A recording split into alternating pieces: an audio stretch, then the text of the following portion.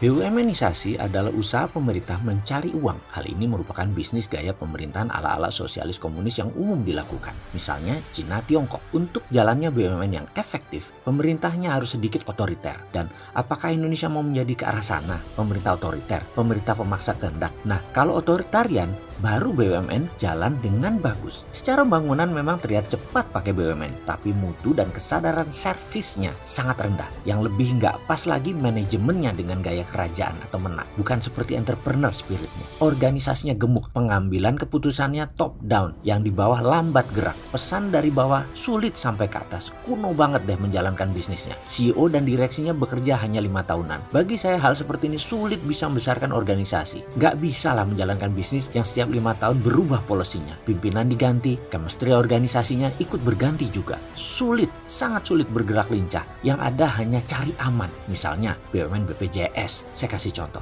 Ganti pemimpin, ganti gaya. Ganti style laporan, ganti corporate action. Nggak bisa begitu bisnis itu. Dan bleeding to BPJS. Juga Garuda, juga Pertamina. Lalu pertanyaannya, shareholder BUMN diwakili siapa? Kepemilikan itu menentukan sense of belonging. Kalau jawabannya rakyat Indonesia, rakyat sebelah mana? Orang BUMN sekarang menganggap rakyat Indonesia adalah pasar. Dikuras asetnya, dikeduk tenaganya. Terus misalnya dari 116 BUMN ditambah dengan anak usahanya semuanya kira-kira ada 800. Itu asetnya hanya 3.500 triliun rupiah. Dan ini senilai US dollar kira-kira 250 billion. Dibandingkan dengan satu perusahaan GE, General Electric, sudah jauh ketinggalan. Aset GE dan market capitalization-nya GE sekitar 500 billion US dollar. Dibandingkan Apple Incorporated mencapai 1000 billion US dollar atau 1 triliun dolar. Dan mereka hanya dipimpin seorang CEO, bukan menteri dengan perangkat departemennya. Bingung saya kalau urusan begini. BUMN Indonesia dibanding akumulasi jumlah beberapa grup, misalnya Sinarmas Group, Salim Group, Jarum Group, itu hampir sama market cap-nya. Ini sisi lokal loh, bukan sisi swasta negara lain. Jauh. Untuk itu, saya mau kasih solusi. Sebenarnya untuk membesarkan ekonomi sebuah negara itu gampang. Distribusi kekayaan ke swasta,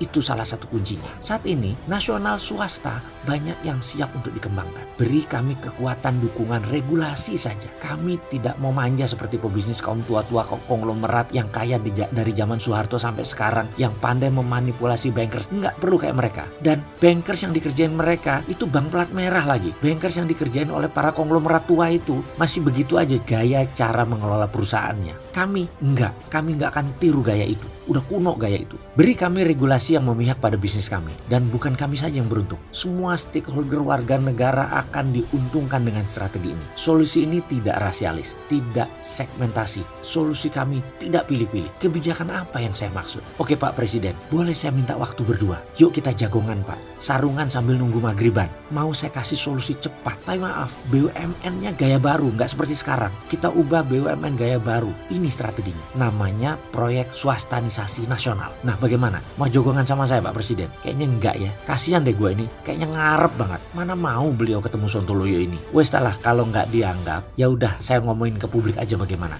Jangan dibilang saya ini pengkritik nggak pakai solusi. Enggak loh ya.